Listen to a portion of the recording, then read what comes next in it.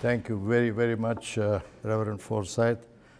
I'm very pleased to be here. This church, as many of you know, at least some of you know, is very, very close to me. Those of you who attend the interfaith service, you have seen me speak here many, many times. And I'm very close to the leaders here, Reverend Allen. Before I begin, I want to thank Reverend Forsyth, Eunice Austin.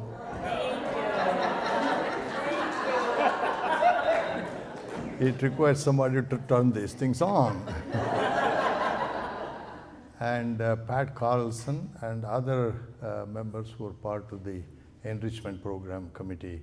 I really thank them very much for giving me this opportunity to share with you some of my thoughts regarding the faith that I have been fortunate to belong to for a very, very long time. You know, ever since the 9/11 tragedy, we have witnessed the cruel hand of man cause death and destruction. I don't think I need this anymore because all of them believe that I am a genuine Glastonbury Hindu.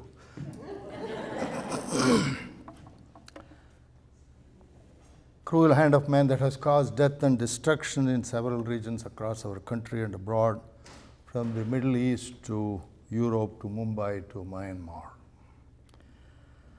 To add to these tragedies,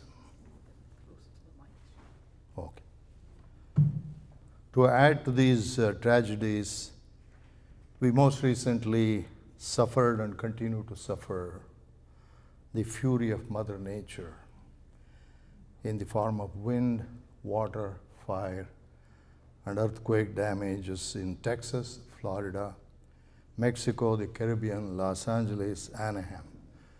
When I started making these notes some time ago, I had only Texas on the list. And we have suffered so much in the past few weeks. Excuse me. And the cruel hand of man struck again a couple of nights ago. While debates to identify the causes and consequences continue, the Hindu approach has always been, and not unlike other faiths, to seek divine protection and guidance.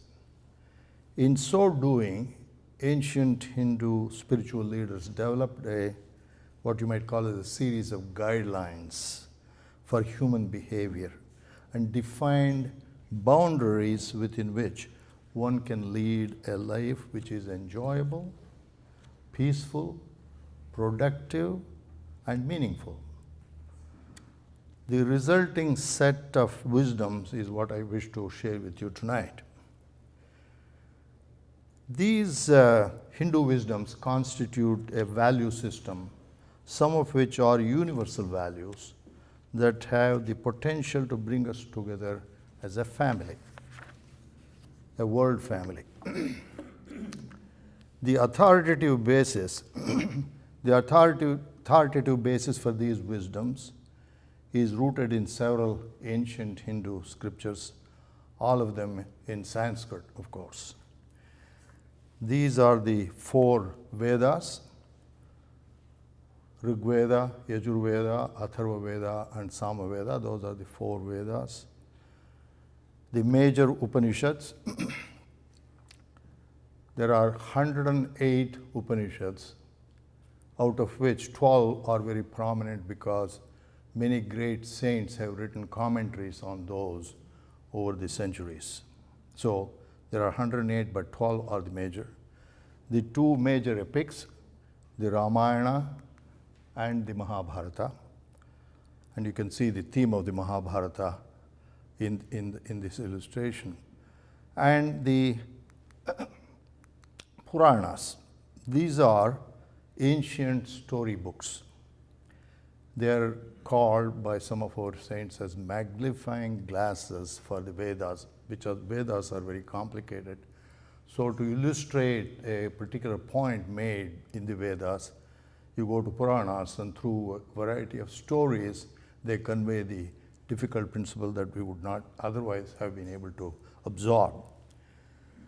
The earliest of these Vedas, the Rig Veda, began with hymns praising fire, earth, wind, water, etc., followed by the other three Vedas with elaborate instructions on how to plan and perform rituals to worship a variety of gods and goddesses. The end product of all these intellectual pursuits is known as the Upanishads, which simply declare, this is the important point to note, the Upanishads simply declared that none of this is necessary. No rituals, no elaborate preparations, none of this is necessary, is what they concluded. Clearly, we are not a people of a one book. Now, these wisdoms are buried in different parts of these scriptures and are not readily available in the shape of a concise set of statements like, for example, the Ten Commandments. And that makes it hard, even for Hindus, to study, contemplate, and absorb the depth of meaning implied in these scriptures. Even if you can access these documents with relative ease these days via, for example, a search engine, you may find it hard to translate and to interpret the cryptic verses in Sanskrit. Because translating Sanskrit into English requires expertise beyond the languages and includes knowledge of the philosophy in context. That is the reason for a teacher or a guru to guide you through the basic principles and interpretation with narrative examples and illustrations from the epics and the Puranas, the storybooks. Finding such a guru is not easy in these times. And even when you do find one, a Hindu guru's normal practice is to let you figure it out. An attitude which certainly weeds out the casual and the curious. Only the serious students have to be accepted. This puts an enormous burden on individuals. The way we Hindus learn these wisdoms has always been and will continue to be through spectacular sights and sounds, and of course also daily practices. And you can see the spectacular nature of it, the colorful nature of it, the sights, sounds, and other parameters of a festival, a ritual is clearly visible. Talk about spectacular, this is a bride, and I have no idea what the weight of that gold may be on her. And the interesting thing is that, of course, not all brides dress this way, but they seem to have interpreted the Vedic message about a bride very literally, actually, in this particular case. And of course, the household prayers and temple rituals echo the words and hymns of the Vedas.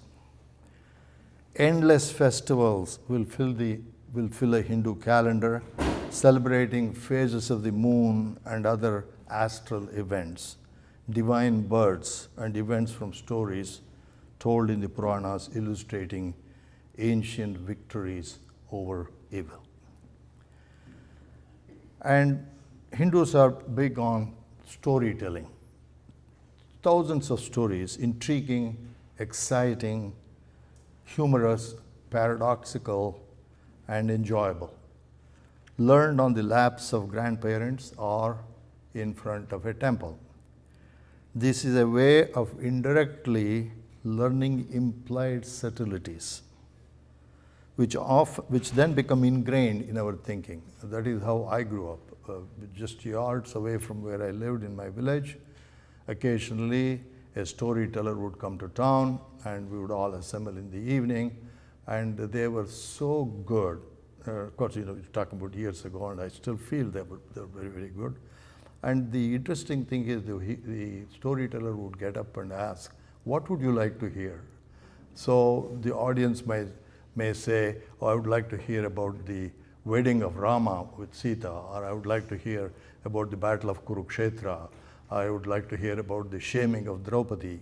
People would have these ideas, and the storyteller would just reach down and pull out the proper notebook, and then he would go on. And that is how we learned a lot of these implied subtleties through this wonderful, wonderful storytelling. Now, a great example of how we learn this is the concept of what we call as dharma, which every Hindu simply knows.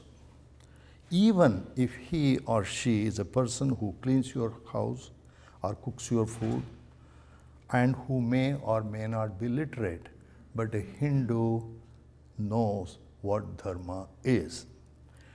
And that basic understanding may not be that much different from that of a Swami, even though those individuals may not be able to articulate it in the way a scholar might be able to.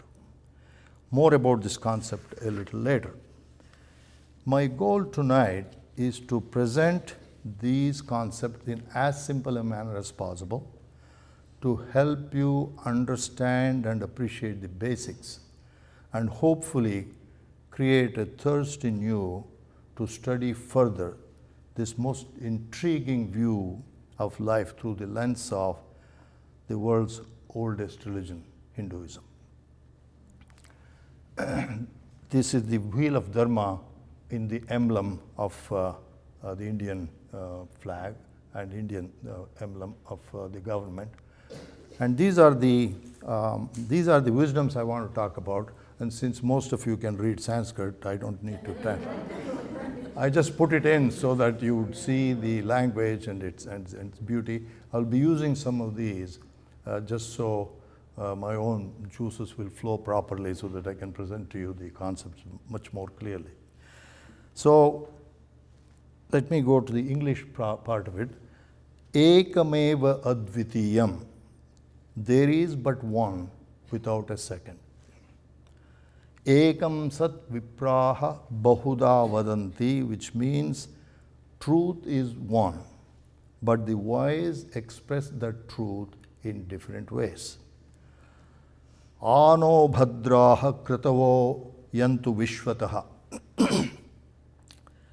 Let noble thoughts come to me from every direction. Vasudhaiva kutumbakam. The whole world is one family. We now know that.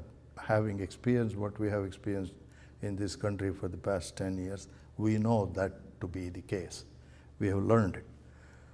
Dharmo rakshati rakshitaha. Dharma, which I will discuss a little later, protects those who protect it. It is a simpler example is to think of our Constitution. The Constitution needs to be protected so that it can protect us. It's not exact analogy, but something along those lines. Ayam lokaha priyamataha. This world is to be loved. Yatra naryastu pujyante ramante tatra devataha. Where women are honored, there the gods delight. Karmanye va adhikaraste. You have but one right, and that is to do your duty. Duty to yourself, your family, your community, your country, your world. Nahi jnanena sadrisham. There is nothing equivalent to knowledge. There is nothing superior to knowledge. And finally, Atmanam Vidhi. Know yourself, know thyself. Now it so happens, this adds to 10. It must be some sort of a coincidence. I will deal with each of these wisdoms and consider at the same time the role they play in the life of Hindus. So let's start with there is but one without a second. Now, how this fundamental idea, and it's clear, all of you know that we worship many gods and goddesses. So if it started with this interesting idea, fundamental idea, how did we end up? This ended up only as an ideal, while we continue partaking in elaborate rituals, worshipping a multitude of gods and goddesses. It's a fascinating story in itself and needs a separate discussion. Suffice it to say that this basic principle, while intact, was considered too abstract to many, and therefore attempts to visualize something more tangible came about. Personifying and deifying components of this universe became a Hindu specialty. Everything is sacred to us. We worship trees, rivers, mountains, animals, and all of God's creatures. When we step on the earth in the morning after waking up, we beg forgiveness from Mother Goddess Earth for stepping on her. We chant our salutations to the divinities in the 7 sacred rivers as we bathe. We salute prana, the sacred breath of life, when we partake food. The Upanishads warn us to be aware of the fundamentals and not be distracted by mere rituals. And yet we do continue to do that. Rituals and worships and ceremonies, the Upanishads say, are meant to be just a first step towards the realization. But in practice, we tend to remain at that step, most of us anyway. Sir Monier Williams explains this development as follows. He says, it is a creed based on an original, simple, pantheistic doctrine, but branching out into an endless variety of polytheistic superstition. Like the sacred fig tree of India, which from a single stem sends out numerous branches destined to send roots to the ground and become trees themselves till the parent stalk is lost in a dense forest of its own offshoots.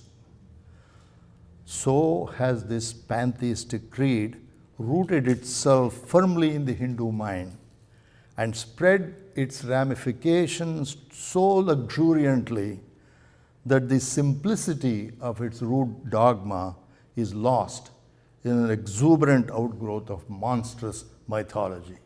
This was the opinion of a great scholar, Sir Monier Williams. His opinion is correct, it's true, but that is the price to pay when individual preferences towards a goal are respected. The choice is yours, the Hindu says, to worship God in any form or not worship at all. And all this as a mere step towards that sophisticated focus inwards, which mandated nothing except for shedding dogmas, biases, and attachment. So the root dogma is not quite lost, because how else can we explain this simple prayer offered during worships by Hindus, irrespective of what god or goddess is the object of worship? I'll simply translate that. At the very end of all these worships, we chant this in Sanskrit, of course, but the translation is, you alone are our father and mother. You alone are our sibling and friend. You alone are our knowledge and prosperity. You alone are everything to us. The next wisdom that we can consider is ekam sat vipraha bahuda vadanti. Truth is one, even though it may be expressed by the learned in different ways. This wisdom is totally ingrained in the Hindu mind. We are comfortable with you following your belief system, as we are certain our paths will meet at the end of this journey. Hindus feel at home in any religious setting. And you have seen me, how comfortable I have felt coming to this church so many, many times. Hindus feel at home in any religious setting. They do not fear other views of the Almighty. The secular India of today is the result of 2000 years of history of tolerance, which has resulted in a multitude of religious institutions flourishing on the Indian soil. I wrote a book a few years ago called Padayatra, that is walking tour, as a guide for visitors to our Hindu temple in Middletown. When you go to the temple there, you can pick up that book, and at the end of that book on page 51, I said the following: we sincerely hope and pray that as you complete this tour, you will go home with the faith in your own faith reinforced. That's not just my hope, and I dare say it is the attitude of most Hindus everywhere. Ano bhadraha kritavo yantu vishwataha. Let noble thoughts come to me from every direction. A good example of this sentiment is Mahatma Gandhi's admiration of the Christian hymn, Abide with Me, which he first heard, apparently, at the Mysore Palace in 1927 as the band played when greeting him. He loved it and learned it and would ask some of his Western disciples to sing during his prayer meetings. Abide with me, fast falls the eventide, the darkness deepens, Lord with me abide. When other helpers fail and comforts flee, help of the helpless, oh, abide with me, is the first verse in that hymn. Incidentally, this hymn was also the favorite of King George V, which explains why the Mysore Palace Band included that hymn in the first place. Vasudhaiva Kutumbakam, the world is one family. We know what that means, and not just at the cellular level. A very touching demonstration of this Hindu wisdom pertaining to connectivity came about in Chicago way back on September 11th, 1893. A young Hindu monk, Swami Vivekananda, my spiritual hero, was addressing the Parliament of Religions. He was nervous, as all the other authors on the platform were experienced religious leaders from around the world. Other speakers may have addressed the audience as ladies and gentlemen, or dear friends, or dear delegates, etc. But Swami Vivekananda rose and addressed them as sisters and brothers of America, which delivered such a pleasant shock to the delegates that all of them rose and gave him a thunderous applause.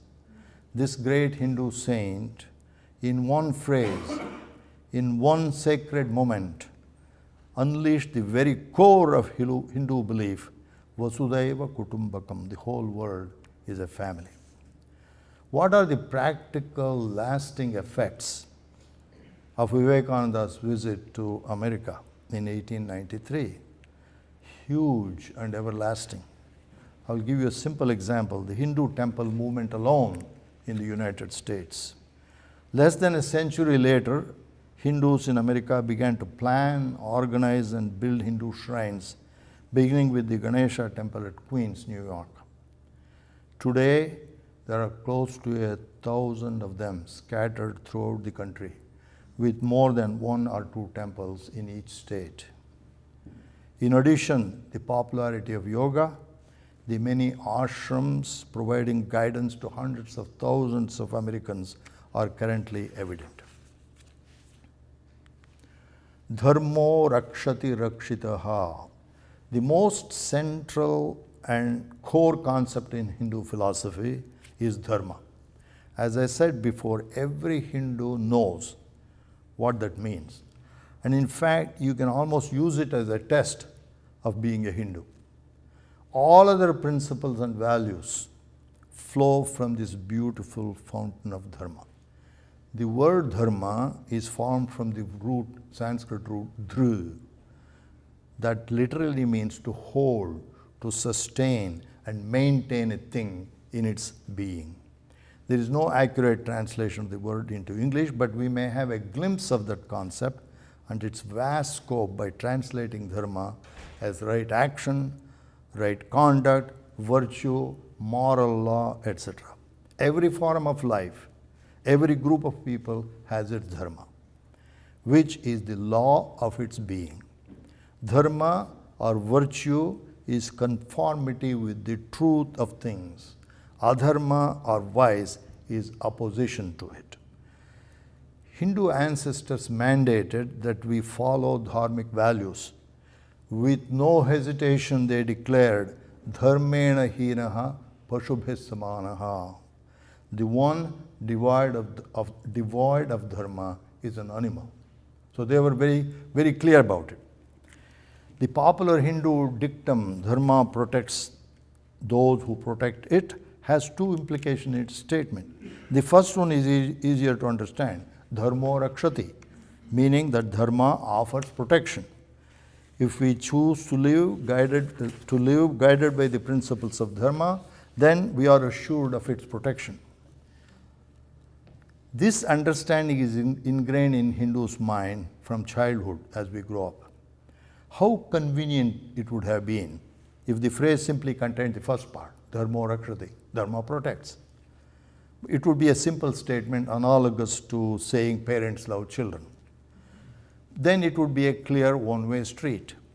But it is not so because the other part of the phrase is rakshitaha. This part brings us into action. Why was this coined? That we human beings need protection is understandable. But rakshitaha implies that the concept itself needs protection too. This is interesting as it conveys the need to protect the very concept whose protection we are seeking. Dharma will protect you if you protect it. The Constitution will protect us if you make sure that that is protected. Dharma will protect you. Now you see, when you have dharmo rakshati rakshita, it is an equation. It is not a one-way street. Thus, long ago it appears, there was this recognition that we cannot simply take it for granted that dharma will reign supreme always and that there is no danger to it. Therefore, a duty is imposed on those who seek such protection from dharma. And that duty is to take care that this wonderful governing concept of life is not in any jeopardy. Thus, dharma is the very core of the Hindu code of behavior and the Hindu view of life, which, according to our former president, Dr. Radhakrishnan, is an attempt to discover the ideal possibilities of life. That is dharma, an attempt to discover the ideal possibilities of life. I am lokaha priyamataha. This world is to be loved. Love of life, contrary to popular belief, most Westerners believe that we Hindus always look inwards and we have no interest in life. In fact, probably 25 years ago or so, the Prime Minister of Singapore, Mr. Lee, came and he told on national television, these Indians, they don't have energy.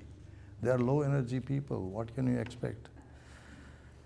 The Vedas, this is the interesting thing, the Vedas declared adyeha, loving the world. These are the couples that had the privilege of performing wedding ceremonies for, and life is to be loved.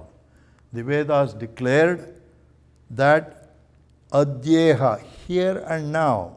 Their thinking was the hereafter will take care of itself if we paid meticulous attention to the here, this life, and enjoy it to the fullest extent by adhering to what we Hindus call chaturvidha phala purushartha, meaning 4 aspects of life known as dharma, artha, kama, and moksha. We have just discussed dharma. Artha defines financial aspects of life. Kama, aesthetic aspects of life. love, art, culture, etc. So the mandate was live a full life within the framework of dharma to reach the ultimate release known as moksha, even as we enjoy life on this earth. Now, would it be too unreasonable for me to connect this philosophy, this idea, this wisdom with what you have come up with? What you have come up with is, for the founders of this great nation, we hold these truths to be self-evident. That all men are created equal. That they are endowed by their Creator with certain unalienable rights. That among these are life, liberty, and the pursuit of happiness. So the lie of life, I am lokaha priyamataha, comes from this particular thought, same thought process. Yatra naryastu pujyante ramante tatra devataha. Where women are honored, there the gods delight. The ancient recognized the most fundamental role of women in societies. After thousands of years, we still have not learned that lesson fully. For Hindus, however, this should be a given, and it's sort of driven deep into our psyche through the two great epics, the Ramayana and the Mahabharata. In the Ramayana, the entire epic revolves around one incident, kidnapping of the wife of the hero, Sita, by the demon king Ravana, and that led to a terrible war. Similarly, in the Mahabharata war, the central role, the whole thing revolves around shaming of the princess Draupadi in an open court in the epic Mahabharata. That led to a terrible war that nearly destroyed the race. These epics illustrate the consequences and serve as a warning in regard to the special place of women, and we consider these messages as universal values. That is the reason why these epics are popular in India. And many of you, or some of you, certainly Indians, know that these television programs were played, and practically the whole country came to your heart just to watch these episodes. And that's also the reason that motivated the British playwright Peter Brooks to produce a fantastic 9-hour drama on that epic, on the Mahabharata. And you probably could borrow the DVD from the library and watch that. It's an extraordinary production. I urge you to read the epic if you can, and or watch the production by Peter Brooks. Karmanyeva adhikaraste. You have but one right, and that is to do your duty. The Bhagavad Gita mandated that you have a right, and that right is to perform your duty with extraordinary passion, reaching extraordinary heights through constant education, training, experimentation to perfect the techniques that contribute to your best to society, your specialization. The focus was the society, the community, the world at large. In fulfilling these duties, you are warned that while performing the very best, you should never focus on the benefits of those actions to you as an individual. You just do it because your dharma requires you to do so. Your dharma also requires that you constantly upgrade your skills, so you are the best there is in what you do. Such a system would be what I may call a dream of corporate management everywhere. Nahi jnanena sadrisham. There is nothing superior to knowledge. It is hard to believe the extent of emphasis my ancestors placed on knowledge. The knowledge implied here is higher knowledge, knowledge leading to the realization of the self, which leads to the last ancient Hindu wisdom I discussed tonight. Atmanam vidhi, know thyself. As you know, this admonition is familiar in other cultures too. Gnotise utan in Greek language found on the oracle of Apollo. In Latin, nascete ipsum, carved on the temple of Apollo. And of course, we know thyself. Connais toi mem is the translation into French from the Latin. Know thyself. Find out who you are. That's what the mandate is. You may have heard a story which goes like this. Someone saw God and asked, "Who are you?" God said, "You." This non-dual or Advaita philosophy of the Hindu asserts this dictum, Tattvamasi, thou art that. Self-awareness, by the way, is very difficult to practice and to realize. If and when we do know who we really are, then, according to Ramana Maharshi, a great saint, find out who you are, and then will be an end to all your doubts. According to the Hindu, the Supreme Spirit is identified as Brahman, a universal spirit that is always referred to as it, not as a he or a she. Thou art that means you are verily Brahman. Brahman was understood to be the only reality, only thing that is real in this universe. All else is therefore unreal, false, or illusory and untrue. Brahman sounds like an abstract entity, but it is entirely real and in every sense the supreme soul, supreme being, creator, the one and only one reality. And if someone wanted to call it God, so be it. In a sense, this also explains the connectivity that I referred to earlier. Joseph Campbell, an American author known for his work on contemplative mythology in his book, Thou Art That, wonders about a question the German philosopher Schopenhauer posed. The question was, how is it possible that suffering that is neither my own nor of my concern should immediately affect me as though it were my own, and with such force that it moves me into action? Campbell says, this is something really mysterious, something for which reason can provide no explanation. Why do we stay awake thinking of the people in Puerto Rico or Myanmar or Las Vegas? We don't know them, yet we suffer. Why? Schopenhauer's response was, which apparently delighted Campbell, was that the immediate reaction and response represented the breakthrough of a metaphysical realization best rendered as thou art that. We are connected, period. Paraphrasing Schopenhauer, I might add that this identification with someone, not yourself, is a penetration of the barrier between persons, so that the other was no longer perceived as an indifferent stranger, but as a person, quote, in whom I suffer, in spite of the fact that his skin does not enfold my nerves. Hindus declared it 5,000 years ago.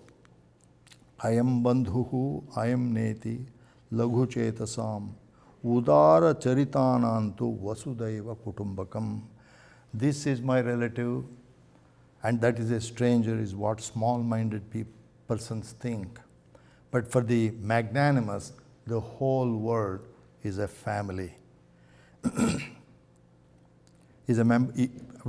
Whole world is a family, with each member of that family a Brahman, is a Hindu belief that connects the individual with the vast universe.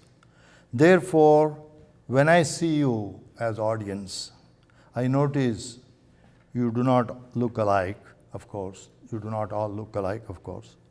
But you are indeed alike when I identify you as those, quote, free, unbounded, holy, pure, and perfect souls.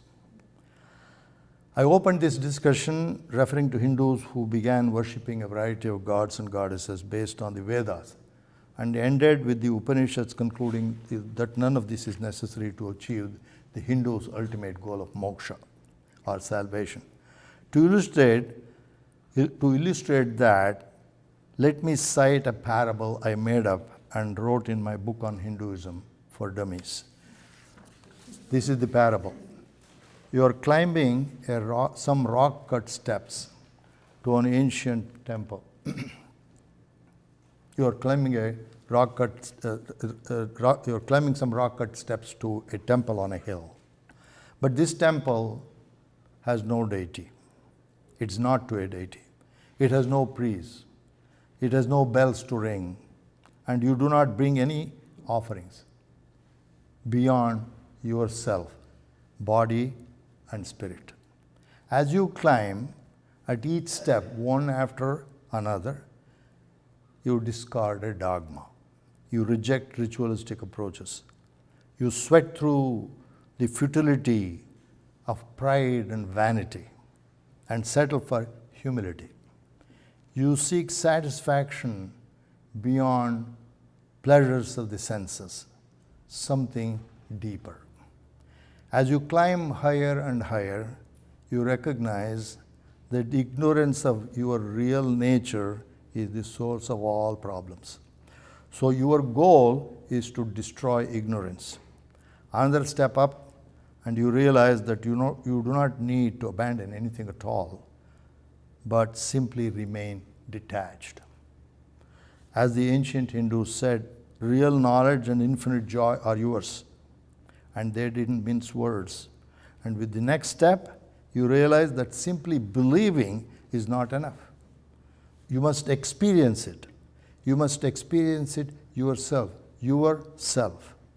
One more step, and you rise above mere intellect and stand on the threshold of a mystic experience with your heart and intuition tuned to that experience.